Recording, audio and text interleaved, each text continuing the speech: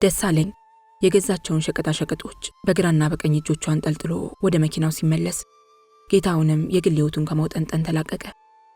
የደሳለኝን ገጽታ በመንገድ መብራት ነጸብራቅ ተመለከተው። ብስጭቱ እየበረደለት መሆኑን ተረዳ። ስለ መንገዱ ብልሹነት ጨዋታ ጀምሮ በዚሁ ላይ እያወሩ እቤት ደረሱ። ማለዳው ላይ በነገር ተቆራቁሰው በመለያየታቸው ውሎዋን እንደተበሳጨችው አለችው ማርታ ማታን በመዘግየቱ ይበልጥ ተብከንክና ነበር።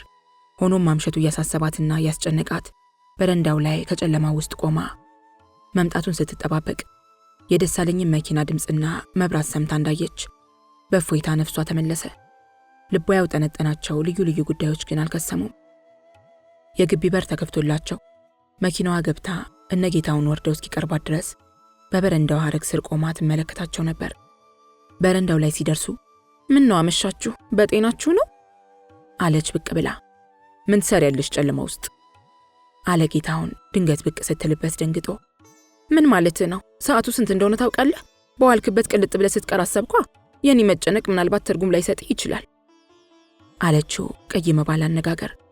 ወዲያውም ደሳለኝን መለስ ብላ ደስዬ ደህና ነህ? ግባ ወንድሜ።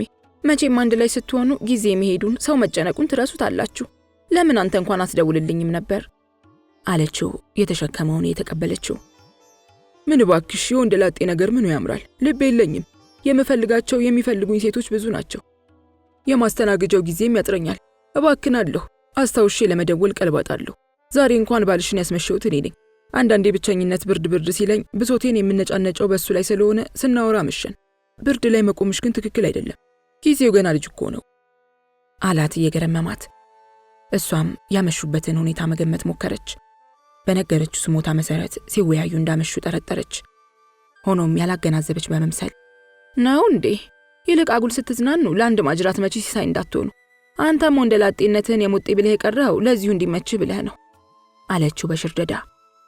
ማርታሙች ሚስት ካገር ጠፋ። በሰዎች መካከል ሰው ለመፈለግ እንደ ዲዮጋን በቀን መብራት ይዘን ፍለጋ ልንወጣ ተቃርበናል። የወንደላጤዎችን ችግር የሚያውቅልን አጣን። እስቲ ካሰብሽልኝ ለኔ የምትስማማ ፈልግሽ ዳሪ አላት በፌዝ። አንተ የሰው ምክር ልትሰማ? ሰበበኛ ነህ፣ ጣጣህ ይበዛል። የምታወጣው ቄንጥ አይጣል ነው። እሺ ብትለኝማ ደግሼ ብድረ ደስታውን አልችለውም። ሙች በለኝ እስቲ ደስዬ ልዳርህ አለችው ንግግሩ ከልቡ መስሏት። ይሄ እንግዲህ የረጅም ጊዜ እቅድ ሆኖ ይያዝና አሁን ባንገብጋቢው ነገር ላይ እንነጋገር። እርቦኛል፣ የሚበላ ፈልጋለሁ።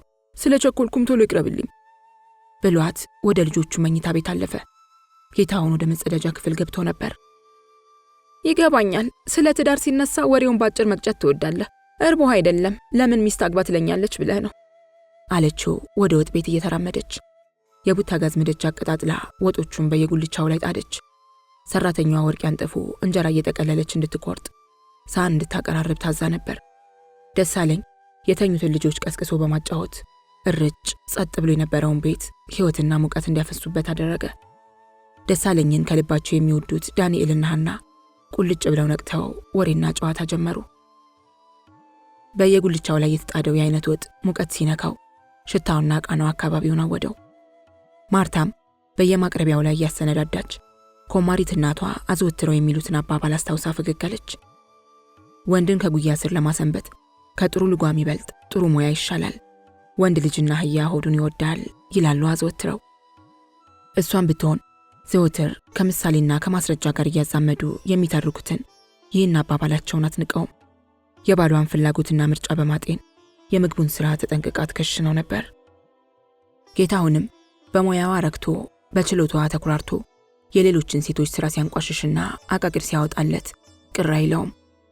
የባለሙያ ባል ሆኖ የዕለት ተዕለት ክሽን ዝግጅት ቀማሽ ስለነበር የባልትናን ጣጣ ልቅም አድርጎ ሲናገር የሚገርም ነው። ጌታውን ከመታጠቢያ ቤት ሲመለስ ወርቅ ያንጥፎ የምግብ ጠረጴዛው ላይ ምግብ ታቀራርብ ነበር። ደሳለኝ ከልጆች መኝታ ቤት ገብቶ በተሟሟቀው ሳቅና ጨዋታ ተውጦ ቀርቷል። ማርታም ከወጥ ቤት ብቅ አላለችም። ወደ ልጆቹ መኝታ ቤት ሲገባ ልጆቹ ተነባብረው አቅፈው ሳሙት። በማምሸቱ ተጨንቀው እንደነበርም ነገሩት። ልጆቹን አስረድቶና አጫውቶ እንዲተኙ አዘዛቸው። ሕፃናቱ ደግሞ ደሳለኝ አብሯቸው እንዲያድር እየተማጸኑ ተደራርበው ተንጠለጠሉበት። ሐናም ወደ አባቷ መለስ ብላ በኩርፊያ ስሜት ለምለም ከንፈሮቿን ጣል አድርጋ ጌትዬ ለምን ይርትለዋለ? በዚህ ጨለማ ዱርዬዎች ቢመቱትስ? አለችው በወቀሳ አተያይ አይኖቿን በአባቷ አይኖች ላይ ጥላ። ሀና የኔ ቆንጆ ዛሬ እዚህ የማደር ፕሮግራም የለውም። ስለዚህ በጣም ሳይመሽ መሄድ አለበት። መኪና ስለያዘ ደግሞ ዱርዬዎች አይደፍሩትም። ሌላ ጊዜ መጥቶ እያጫወታችሁ ያድራል። በቃ ተኙ አላት። ለሌላ ጥያቄና መልስ ክፉኛ የነቃችውን ልጁን ብብትና ብብቷን እየነካካ ካሳቃት ወዲያ ስሟት ወጣ። ደሳለኝም በቅርብ ቀን ላዳር እንደሚመጣ ተናግሮ አስተኝቷቸው ወጣ። ማርታ ከጠረጴዛው በስተራስጌ ተቀምጣ ነበር። ጌታውንና ደሳለኝ በግራና በቀኝ ፊት ለፊት ተቀምጠው እጃቸውን ከታጠቡ በኋላ ምግብ አነሱ። ማርታም ለወጉ ያህል በሳህኗ ላይ እንጀራ ዘርግታ ወጥ እየቆነጠረች መጥኔ ይስጣቸው የሚያመሽና ሰካራም ባል ይዘው ለሚኖሩ ሴቶች። ከዚህ ሰዓት በኋላ የተበላው ምግብ ምን ጤና ይሆናል? ትርፉ ሸክም ነው አለች በትዝብት። ሸክም የሚሆን ጭነት ለኔ ችግር አይፈጥርብኝም ማርትዬ። ፈርቼ የምትወው እንዳይመስልሽ፣ በልቼ ነው የሚሄደው አላት ደሳለኝ ተቻክሎ እየጎረሰ። ከጥጋብ በላይ ነበር የሚበላው። አንተ ደግሞ የሰሰትኩ ልታስመስለኝ ነው። እኔ ያልኩት መመገብ ከተለመደው ሰዓት ሲያልፍ ጤና አይሆንም ነው። ማምሸት ችግር እንዳለበት ለማስገንዘብ መሞከሬ ነው አለች ደሳለኝን አግድም እያየችው። ለንግግሯ መልስ የሰጣት ደግሞ ጌታውን ነበር። ሲበዛ መጥፎ ይሆናል እንጂ አንዳንዴማ ማምሸት ያስፈልጋል። የባልን ባልነቱ የሚስትም ሚስትነቱ ያለው ጣዕምና ጥንካሬ የሚለካበት መንገድ ነው አለና ሚስቱን በፈገግታ ተመለከታት። ማርታ ግን ግንባሯን ከስከስ አድርጋ ኡቴ ራስንም ሰውንም ማስጨነቅና ለችግር መጋበዝ የመለኪያ ዘዴ ተባለ እንዴ? እንደኔ ግን ሆነ ብሎ ችግር መጥራትና ለችግር መመቸት ነው። ይልቅ በጊዜ ብትሰበሰብና ራስን ብትጠብቅ የሚሻልህ መሰለኝ አለችው። ይህ ባህሪ የሴቶች አጠቃላይ ባህሪ በመሆኑ ባንቺ ላይ ስላየሁት አልደነቅም አላት ጌታውን ከተል አድርጎ ወዲያውኑም እየጎረሰ። ራት አልበላም ቢል የሚከተለውን ጣጣ በመገመት ከጥጋብ በላይ መብላቱን ቀጠለ። የትኛውን ባህሪ ነው ለሴቶቹ ላይ ተሰጠን የምትለው አለች መግሮሷን ትታ። ሴቶች የኔ የምትሉትን ሁሉ በቁጥጥራችሁ ስር ከውናችሁ የመያዝ ፍላጎት ይጠነክርባችኋል። እንኳን በሰው በሴት ዶሮ እንኳን የሚታይ ባህሪ ነው አለ ጌታውን እየሳቀ። እንደሞ ዶሮ ምን አደረገች ልትል ነው አለ ደሳለኝ ቀበል አድርጎ። ልብ ብለህ አስተውለህ አታውቅም? ከዶሮ አቅም እንኳን ሴቷ ዶሮ አውራው ካልሰፈረ ቆጧ ላይ አትሰፍርም። እያስካካች መንገዱን ትመረዋለች። ወደ ሌላ መንገድ እንዳይሄድ መንገዱን ትዘጋበታለች። አብሯት እንዲሰፍር ባላት ዘዴ ሁሉ ታግባባዋለች። ሴቶቻችንም እንዲሁ ባሎቻቸውን ከቅፋቸው ውስጥ መያዝ ይፈልጋሉ አለና ሳቀ። ይህ እኮ ክፋት የለውም ታዲያ። ቁልጭ አድርጎ የሚያሳየው የአውራ ወይም አባወራ ምን ያህል እንደሚወደድና እንክብካቤ እንደሚደረግለት ነው። እኛው እንደ ላጤዎች ይህንን ጸጋ ተገፈፍን ብለን አይደለም እንዴ ኤሎሄ የምንለው አለ ደሳለኝ እንዳጎነበሰ። ማርታ ግን ጨዋታው አልጣማትም ነበር። ደሳለኝ ያመጣላትን መጠጥ እየተጎነጨች ቆየች። ከደሳለኝ ንግግር በኋላ ባሏን በቅሬታ ተያይ ገረመመችው። እኔ ዶሮ ሳስፈለፍል የዶሮ ታሪክ ስከታተል አልኖርኩም። ያወራው ሁሉ ለኔ አዲስ ነው። ለማንኛውም አርፈ ለዛሬ ቀረበልህም ብላ አለች ቆምጭጫ። ሌላ ቀን ባመሽ አይቀርብልኝም ማለት ነው? ስለሱ ያ የምታመሽበት ሌላ ቀን ሲመጣ እንነጋገርበታለን አለች ባጭሩ። የማርታ ንግግር ቁጣ ያዘለ ነበር። ረገብ ባለ የተለመደ አስተያየቱ የሚስቱን ገጽታ ለአጭር ጊዜ ከመረመረ በኋላ አንዳች ብስጭት በውስጡ በመጫሩ እሺ ያ ቀን መምጣቱ አይቀርም፣ ሲመጣም የሚሆነውን እናያለን። ስለ ዶሮ ማርባትና ስለ ዶሮ ሽያጭ ግን ያወራሁልሽን ሰፊ ጨዋታ በተመስጦና በደስታ እንዳዳመጥሽኝ ትዝ ይለኛል። ለኔ ከዚህ መድረስና ላንቺን ባለመውን ድጋፍ የሆነኝ የዶሮ እርባታ ስራ የማፍርበት አይደለም። ረስተሹ ከሆነ እንደገና ልነግርሽ ዝግጁ ነኝ አላት። ካነጋገሩ ስሜቱ መነካቱ ይታወቅ ነበር። የተለዋወጣቸው ንግግሮች እየከረሩና እየሻከሩ መሄዳቸውን የተመለከተው ደሳለኝ በመሃል ገባ። የፋሽን ሰው አለመሆን እኮ በጣም ችግር ነው አለ። ጌታውን ተገርሞ ትኩር ብሎ ተመለከተው። ደሳለኝም የጣፈጠውን ምግብ እየጎራረሰ ምን ታየኛለህ? እውነቴን ነው። በነባር ወግ መጎተት ኋላ ቀርነትን ያሳያል። ምን ማለት ነው ደሳለኝ? ስለምንድን ነው የምታወራው? አለ ጌታውን በመደነቅ። እውነቴን ነው። ወቅትን፣ ጊዜን፣ ቦታንና ሁኔታን መዝኖ መስተካከል ላለባበስ ብቻ መሆን የለበትም። ለንግግርም ቦታና ጊዜን፣ ሁኔታንም መምረጥ መቻል አለባችሁ። ዘመናዊነት ያንሳችኋል አለ ቆጣ ብሎ። ዘመናዊ ሰዎች ንግግራቸውን እንዴትና የት ያደርጉታል?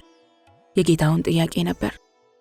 ማርታ እናንተ ስትነጋገሩ የምሰማው ንግግር ይህ ገበታ በጭራሽ ቦታው አይደለም። እንደዚህ አይነቱ ንግግር ሞቅ ያለ ብርሃን በሌለበት፣ ለቀቅ ያለ የሚያዝናና ልብስ በተለበሰበት አልጋ ላይ ጋደም ተብሎ የሚጀመርና የሚጠናቀቅ ነው። አጀማመሩ ላይ እንኳን መጨቃጨቅ ቢመስልም በመቀራረብ ስሜታዊ ኃይልና በመተቃቀፍ ስሬት የፍቅርን ጠበል ያቋድሳል አለና ከእንጀራው ጎረሰ። በደሳለኝ ሐሳብና አገላለጽ ማርታ እንደመሳቃለች። ጌታውን ግን ፊቱ ቅጭም እንዳለ ቀረ።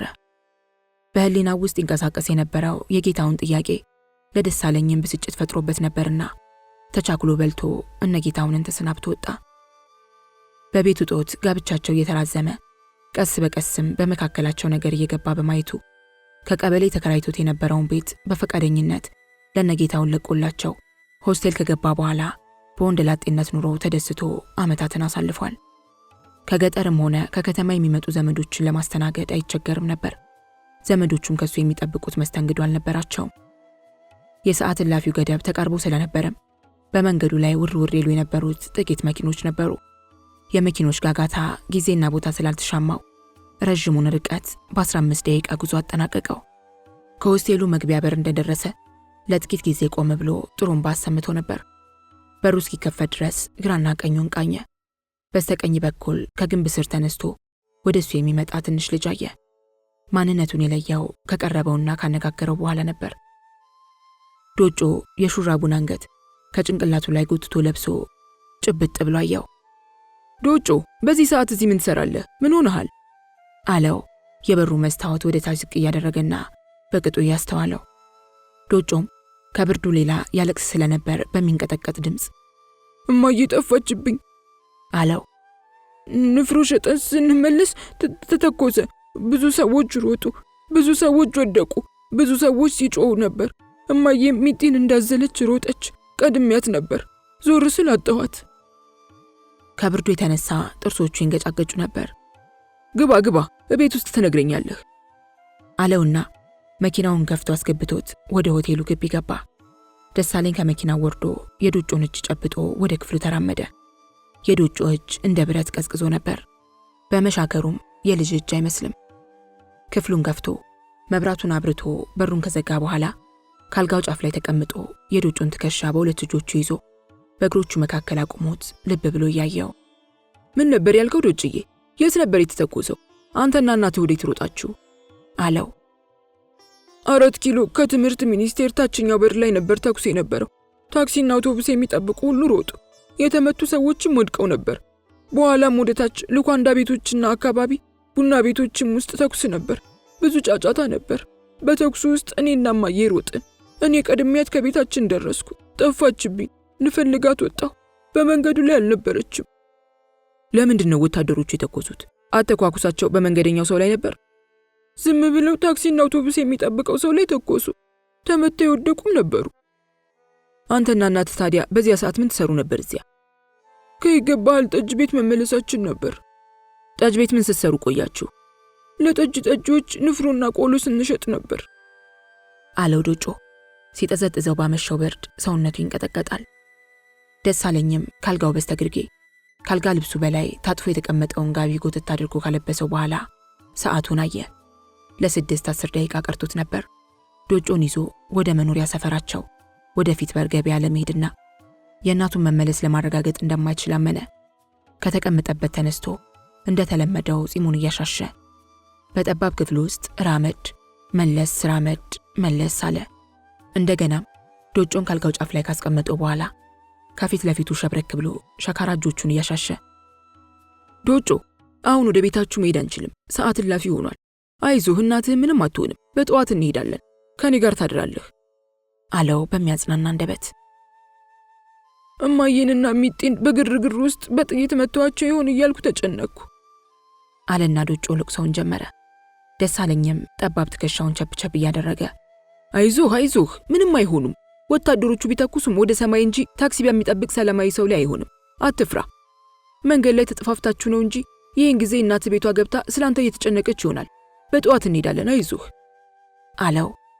ዶጮም በስፍራው ያየውን ሁኔታ ለደሳሌ ለማስረዳት ፈልጎ አይ ወደ ሰማይ አይደለም የተኮሱት፣ ዝም ብለው እዚያ በነበሩት ሰዎች ላይ ሲተኩሱ ነበር። ዶጮን ሲያበር ከደሳለኝ ሆቴል የወሰደው ተኩስ እንደተናገረው በሰላማዊ መንገደኛ ላይ የደረሰ አሳዛኝ በደል ነበር። ህዝቡ ቅልብ እያለ የሚያውቃቸው የደርግ ልዩ ጥበቃ ወታደሮች አለቃ የሆነ መኮንን ቡና ቤት ገብቶ በትዕቢትና በንቀት የሰዎችን ሞራል ሲረግጥ በተነሳው ጸብ በጩቤ በመወጋቱ የተነሳ መንስኤ እንደነበር በኋላ በሰፊው ተወርቷል። ወታደሮቹም ያለቃቸውን ደም ለመመለስ በቡና ቤት ውስጥ በነበሩትና በአካባቢው በነበሩት ሰላማዊ ሰዎች ላይ እሳት አርከፍክፈዋል። የዶጮ ነገርና ደረሰ የሚለው ተኩስ እየከነከነው ደሳለኝ ወደ ደጅ ወጣ። ከሆቴሉ አዋሳኝ ወደ ሆነው ቡና ቤት እሱ ለመሄድ ስላልቻለ የግቢውን ዘበኛ ጠራ። አጭር ሰላምታ ከሰጣቸው በኋላ እንደምንም ተቸግረው አንድ ምግብ ከቡና ቤቱ እንዲያመጡለት 10 ብር ዘረጋላቸው። እረ ምግብ አልቋል ሲሉ ሰምቻለሁ። ሴቶቹ ሰው ሲመልሱ ነበር። እረ እንጃ መኖሩን አሉት ዘበኛው ብሩን ሳይቀበሉ። የፈለገው አይነት ምግብ ይሁን ሙጣጭም ይሁን የተገኘውን አምጡልኝ እባክዎ፣ እራቱን ያልበላ እንግዳ መጥቶብኝ ነው አላቸው። ጫን ባለ ጥያቄ ብሩን የግድ እያስጨበጣቸው ወደ ቡና ቤቱ ማድ ቤት የሄዱት ዘበኛም ሲለማመጡ ቆይተው በትንሽ ትሪ ላይ ጥቂት ወጥ የፈሰሰበት እንጀራ ይዘውለት መጡ። ያጥንት ስብርባሪ በሙጣጩ ወጥ ላይ ይታይ ነበር። ዘበኛውን አመስግኖ ትሪውን ሲቀበል ከመለሱለት ገንዘብ ላይ ቀንሶ ጥቂት ገንዘብ ሰጥቷቸዋል። ደሳለኝ እስኪመለስ ድረስ ዶጮ ደግሞ በልቦናው የእናቱንና የትንሽ እህቱን ስም እየጠራ ሲያለቅስ ነበር። ደሳለኝም እንደገባ የዶጮ ፊት በእንባና በንፍጥ ተዝረክርኮ አየው። እንዴ ዶጮ ጎበዝ ልጅ አልነበርክም እንዴ? እንዴት አልቃሻ ትሆናለህ? በልተንስ እዚያ ክፍል ግባና ፊትህንና እጅህን ታጥበና እራትህን ትበላለህ አለው። ዶጮም ወደ መጸዳጃው ክፍል ገብቶ ፊቱንና እጆቹን ታጥቦ ወጣ። ወጥ ውስጥ ስብርባሪ አጥንት ስላለ እንዳይወጋ ተጠንቅቀ ብላ ብሎ ካስጠነቀቀው በኋላ ከጠረጴዛ ላይ የነበረውን ምግብ አቀበለው። ዶጮውን ረሃብ ሲሞረምረው ቢያመሽም ተስገብግቦ አልታየም። እንጀራውን በወጡ ላይ የተመተመ በመረቁ እያራሰ ጥቂት ጎረሰ። በሐዘንና በትካዜ ነበር እህሉን ያላመጠው። ደሳለኝ ደግሞ በከፊል አካሉን ካልጋው ላይ አጋድሞ ትራሱ ላይ በቅጡ ተደግፎ ሲጋራውን እያጨሰ ያመሸበትን ሁኔታ መለስ ብሎ ለጥቂት ጊዜ ያሰላሰለው። የበላውን በልቶ የተረፈውን ለግቢ ውሾች ለመስጠት ዶጮ ከተቀመጠበት ሲነሳ ነበር ደሳለኝ ከሐሳቡ የተመለሰው። ፍርፋሪውን ለውሾች ሰጥቶ ሲመለስ እግሩን እንዲታጠብ ደሳለኝ አዘዘው። ዶጮም እንደታዘዘው አደረገ። ባልጋው በስተግርጌ ከብርድ ልብሱ ውስጥ ገብቶ እንዲተኛ ነገረው። ዶጮም ካልጋው ላይ ለመውጣት ፈርቶ ዝም ብሎ ቀረ። በልበል ውጣ፣ አልጋው ላይ ተኛ። ምንም ማሰብ መጨነቅ አያስፈልግም። ጎህ ሲቀድ እንሄዳለን አለው። አልጋው ላይ እንዲወጣ በእጁም ጭምር እያሳየው። ጋሺ እዚህ ምንጣፉ ላይ ተኛለሁ አለ ጭንቅ ብሎት አልጋው ስር የተነጠፈውን ወፍራምና ለስላሳ ምንጣፍ ቁልቁል እየተመለከተ። ዶጮ የማዝህን ስማ፣ በግድግዳው በኩል ብርድ ልብሱን ግለጥና ተኛ አለውና ኩችች ብሎ ከተቀመጠበት ምንጣፍ ላይ እጁን ይዞ አስነስቶ ካልጋው ላይ ያወጣው። በስተግርጌ በኩል አለባብሶ አስተኛው። ወደ ጠረጴዛው ተመልሶ ቁጭ አለ። የዶጮን እናት ባያውቃትም ህሊናው ምስሏን ቀረጸለት። ጉስቁልቁል ያለችና ሕፃን ያዘለች ሴት በድንጋጤ ስትበር ስትሸበር ታየችው። የት ትሆን? ይህንን ጨለማ እንዴት እያሳለፈችው ይሆን ብሎ ተጨነቀላት። ተሸፋፍኖ ኩርምት ብሎ ወደ ግድግዳው ተጠግቶ የተኛውን ዶጮን መለስ ብሎ አየውና መልካሙን ሁሉ ተመኘለት።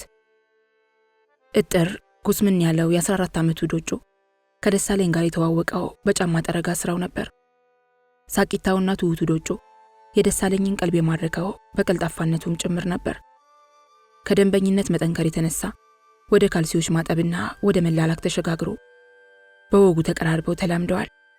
ደሳለኝም የዶጮን ልብ የሚያስደስት ቸርነቶች ያደርግለት ነበር። ዶጮ በምድር ላይ የሚቆጥራቸው ወገኖቹ በመጀመሪያ ደረጃ እናቱና ታናሹ ሚጤ፣ ቀጥሎም ደሳለኝ ብቻ ናቸው። ለዚያም ነበር እናቱንና እህቱን ሲያጣ ወደ ደሳለኝ የተራመደው። ዶጮን ካስተኛ በኋላ ከጌታውን ጋር በተነጋገሩበት ሐሳብ መሰረት ከሚያንገበግብ ትዝታ ውስጥ ገባ። የዚያ ትዝታ ምሬት ጎፈነነውና ከተቀመጠበት ፈንቅሎ አስነሳው።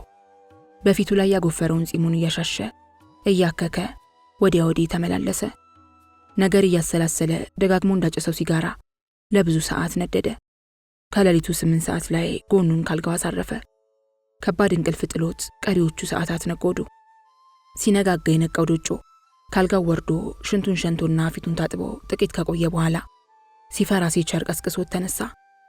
11 ሰዓት ተኩል ሲል የተነሳው ደሳለኝ እንቅልፍና ድካም ክፉኛ ተጫጭኖት ነበር። ሆኖም የዶጮ ጭንቀትና መቅበጥበጥ አሳዝኑት ተጣጥቦና ለባብሶ ዶጮን ይዞ ከሆስቴሉ ወጣ። ከባህር ዳር ሆስቴል ወጥተው ሽቅብ ሲሽከረከሩ የመኪናው ጉልበት እንደ መድከም ብሎ ተሰምቶት ነበር። በኋላ ግን ችግሩ የቤንዚን መጨረስ እንደነበር መቆጣጠሪያዋን ተመልክቶ አረጋገጠ። በልቡ እግዚአብሔርን እየለመነ ዳገቱን እንደምንም ወጥቶ ከደልዳላው መንገድ ገቡ። የሚኒሊክን ቤተ መንግስት አስታኮ ወደ ድሮ ቄራ ሲታጠፍ የመንገዱ ቁልቁለት ለመኪናዋ መሽከርከር ቀና ሆኖለት ነበር። ጥቂት እንደተሽቆለቆሉ ወደ ግራ ገንጠል ብሎ ወደሚገባው ኮረኮንች መንገድ ለመግባት ሞከረ። የነዳጅ ማለቅ መኪናውን እንድትለግም አደረጋት። መኪናውን ወደ ዳር አቆሞ በሮቹ አንቆላልፎ ዶጮን ይዞ የእግር መንገድ ጀመረ። ጥቂት መንገድ አብሮት ተጉዞ ወደ መንገዱ መግቢያ ካደረሰው በኋላ ዶጮ ወደ ቤታቸው ደርሶ አጣርቶ እንዲመለስ ላከው። በዚያ ሰዓት የፊት በር አካባቢ ነዋሪዎች ጋዝ የሚገዙበትን ዕቃ አንጠልጥለው የዳቦ መግዣ ከረጢት ይዘው ወደ ነዳጅና ዳቦ ማደያ ቤቶች በብርድ ተጨብጠው ይጣደፉ ነበር። በጉራንጉር መንደሮች በቋጥኞች መካከል የሚሽቆለቆለውን መንገድ እየተንደረደረ ገብቶ ዶጮ ስለዘገየበት ደሳለኝ ወደ መኪናው ተመለሰ። እንዲመለስ ይገፋፋው ብርዱና የሌቦቹ ፍራቻ ነበር።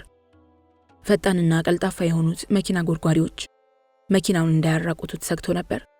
መኪናው ውስጥ ተቀምጦ ዶጮ በሄደበት አቅጣጫ ተኮረ። ከብዙ ቆይታ በኋላ ዶጮ እያለከለከ በፊት ሲሄድ በወጉ የተከናነበውን ጋቢ ጠቅልሎ ይዞ እየሮጠ ተመለሰ። አመጣጡ አላማረውም። ቤታችን እንደተዘጋ ነው፣ እማዬ የለችም፣ ጎረቤቶቻችንም አልመጣችም አሉኝ አለና አምባውን ዘረገፈው። ደሳለኝም ግራ ገባው። ዶጮን እያባበለ የዶጮን እናት እንዴት ሊፈልጋት እንደሚችል አሰበ። የትስ እንደሚፈልጋት አሰላሰለ። ዘዴ ሊከሰትለት አልቻለም። እንዲያው አፉ እንዳመጣለት አይዞ ዶጮ፣ ልክ አንተ እኔ ጋር መጥተህ እንዳደረከው እናትህም ከዘመድ ቤት ወይም ከምታውቀው ሰው ቤት አድራ ይሆናል። ትመጣለች፣ ጠብቃት። በምሳ ሰዓት ሆስቴል እንገናኝ። ማንኛውንም ነገር ትነግረኛለህ እሺ አለውና የተቆጣጠረ ጸጉሩን እያሻሸ አጎንብሶ ተመለከተው። ዶጮን በለቅሶ ዜማ እሺ ያለው መልሶ ከነበሩት 2 የ10 ብር ኖቶች አንዱን ሰጥቶት አጽናንቶት ሸኛው። ዶጮ ወደ መጣበት እያለቀሰ ሲመለስ ደሳለኝ ደግሞ እንደምንም መኪናውን አንቀሳቅሶ ቁልቁል ወረደ። ከድልድዩ ጥቂት አለፍ ብሎ ከነበረ የቤንዚን ማደያ ሲደርስ ብዙ ሰዎች በሰልፍ ተኮልኩለው ይንጫጩ ነበር። በጠዋቱ ውርጭና ብርድ እየተንገበገቡ ለጋዝ ግዥ የተሰበሰቡት ገሚሶቹ እዚያ ያደሩ መሆናቸውን በምልልሳቸው ሰምቶ ነበር። ቤንዚን የሚቀዳው ሰው እስኪመጣ ደሳለኝም እንደ ጋዝ ጠባቂዎቹ መጠበቅ ነበረበትና መኪናውን አቁሞ አካባቢውን ይቃኝ ጀመር። ረዥሙ ሰልፍ በሰልፍነቱ ረግቶ አይታይም። ይተራመሱ፣ ይንጫጩ፣ ይሯሯጡ ነበር። አምባጓሮ ይፈጠር ነበር። ለግማሽ ሰዓት ያህል ዶጮንና እናቱን እያሰበ በሚያየው የጋዝ ግዢ ሰልፍ እየተገረመ ቆየ። ቤንዚን ቀጂው ሲመጣ 10 ሊትር አስቀድቶ ከአካባቢው ተለየ።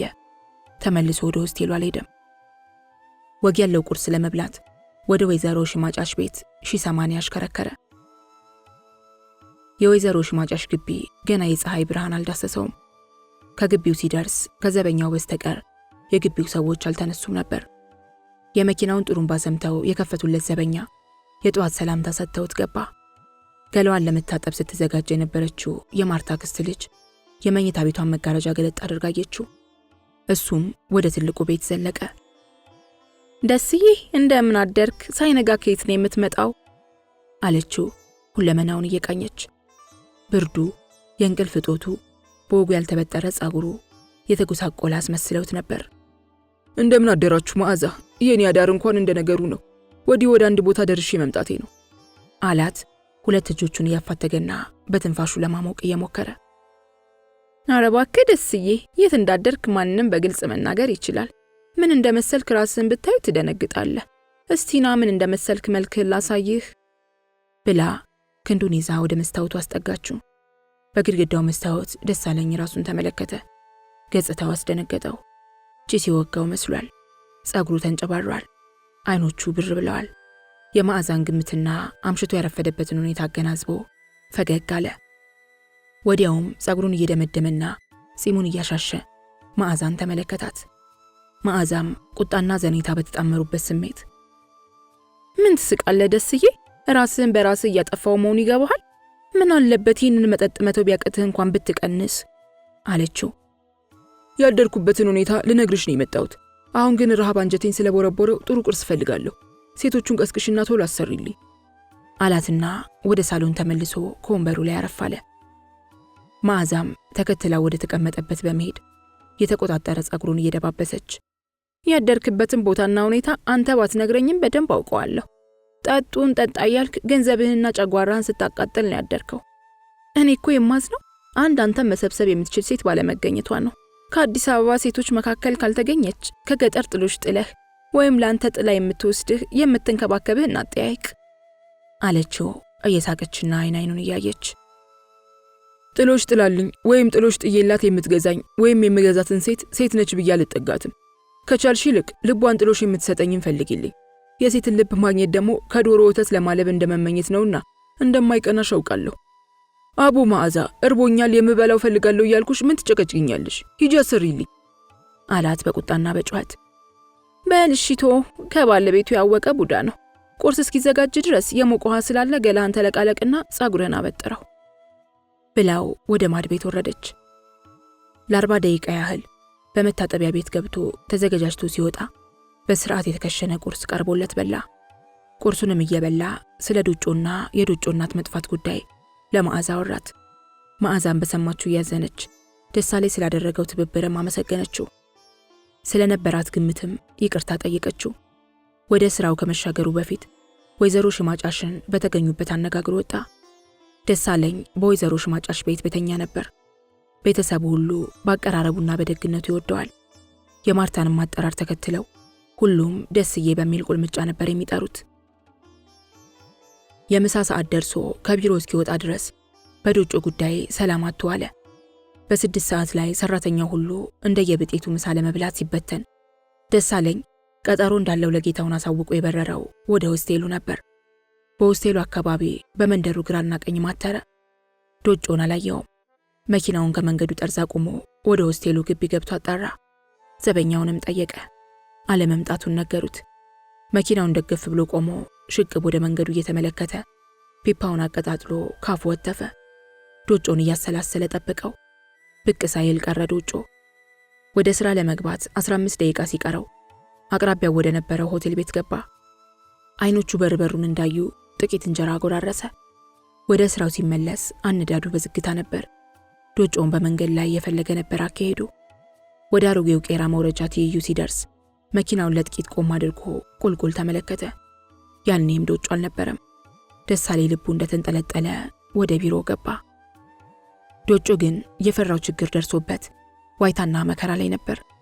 በዚያ የተኩስ ምሽት የደርግ ወታደሮች በሰላማዊ ሰዎች ላይ ተኩስ ከፍተው የ4 ኪሎ አምባ በሽብር ስትዋጥ የዶጮም እናት ልጇን እንዳዘለች በግፍ ጨንገር ተመታ ነበር።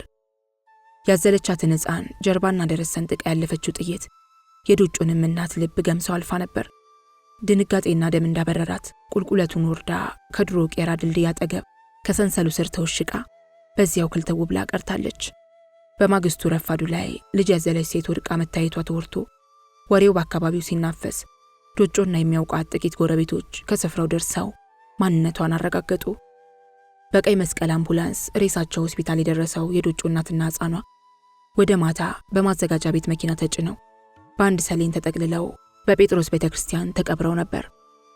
ዶጮ ወደ ደሳለኝ ሄደው በማግስቱ ጠዋት ነው። ደሳለኝ ተጣጥቦና ለባብሶ እስኪወጣ ድረስ ሰጥቶት የነበረውን ጋቢ ለብሶ ከደጅ ተቀምጦ ቆየው። ደሳለኝ ብቅ ሲል ዶጮ በለቅሶ ቀረበው። ደሳለኝ በቆመበት ደርቆ ቀረ። ድንጋጤው መለስ ሲልለት ዶጮን ወደ ክፍሉ አስገብቶ የሆነውን ሁሉ ጠየቀው። እንደተፈራው እናቱና እህቱ እንደተዛዘሉ ሞተው መገኘታቸውንና መንግስት እንደቀበራቸው ሰማ። ጥቂት ጊዜ ከዶጮ ጋር አለቀሰ። የምትጠጋበት ዘመድ አለ ዶጮ ሲል ደሳለኝ ጠየቀው። የለኝም አለ ዶጮ የተነፋረቀ። አባትስ? አባቴ ካባ ድንጋይ ፈላጭ ነበር። መኪና ላይ ድንጋይ ሲጭን እየተንከባለለ ድንጋይ ፈንክቶት ሞቷል። አጎት፣ አክስት፣ ሌላም ዘመድ የለህም? የለኝም። ከየት ክፍለ ሀገር ነው የመጣችሁት?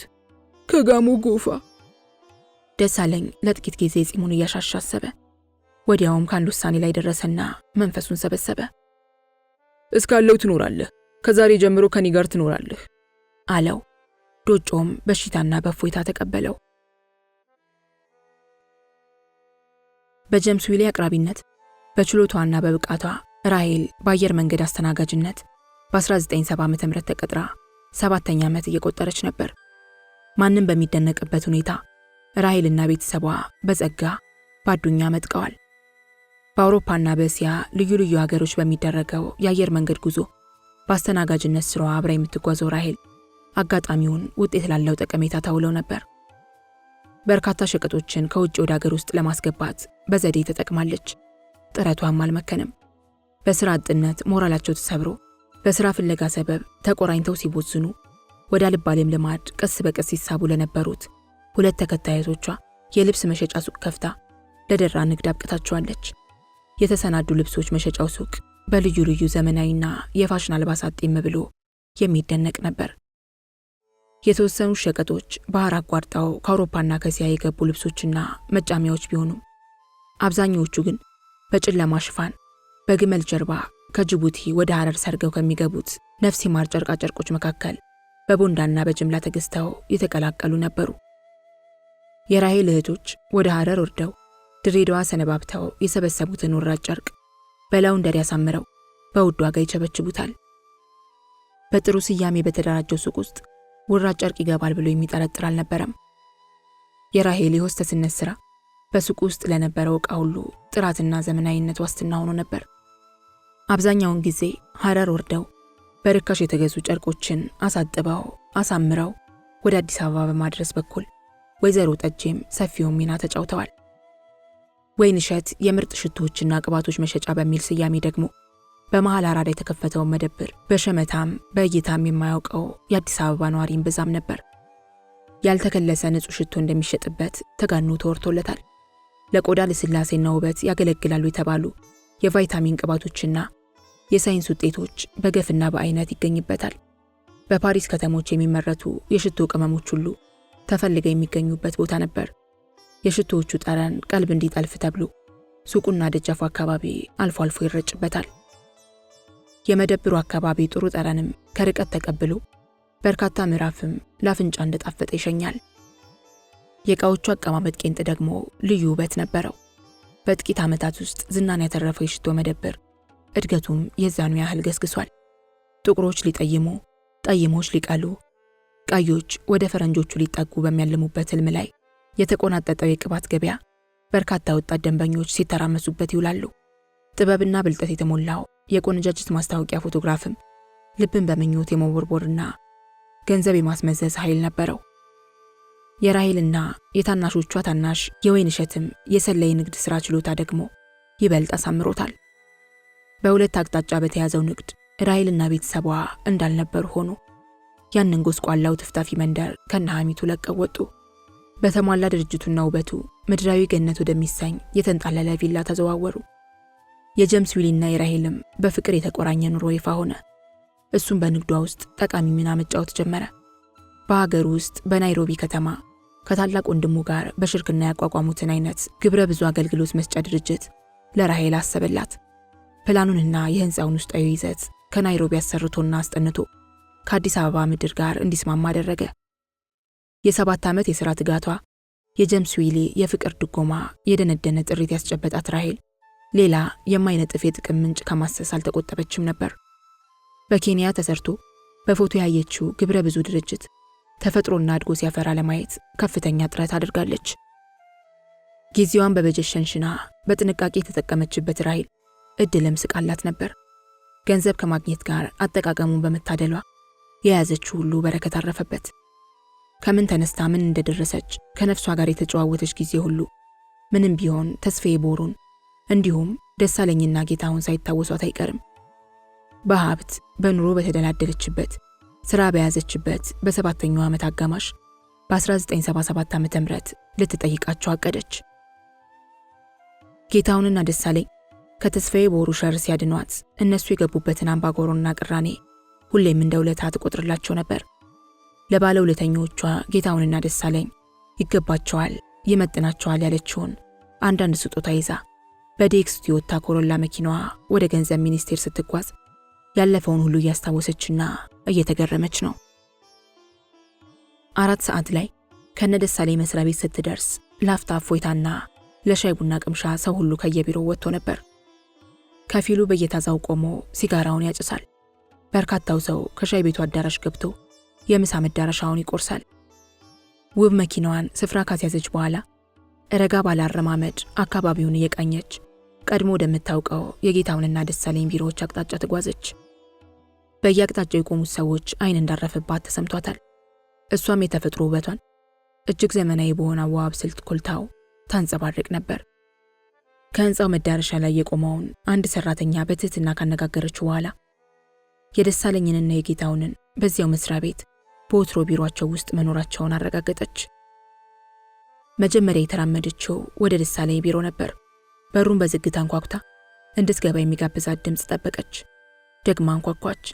ከውስጥ የመጣ ድምፅ አልነበረም። የበሩን እጀታ ጫን ብላ ለመክፈት ሞከረች። ተቆልፏል። ከዚያ ወደ ጌታውን ቢሮ አለፈች። ዘውዴ ከሁለቱ የጽህፈት መኪኖቿ መካከል ተቀምጣ ወረቀት ስታገላብጥ ደረሰች። ሞቅ ያለ ሰላምታ ሰጥታት የጌታውንን መኖር ጠየቀቻት። አክብሮት የተመላው አጸፋዊ ሰላምታ መልሳላት መኖሩን ነግራ እንድትገባ ፈቀደችላት።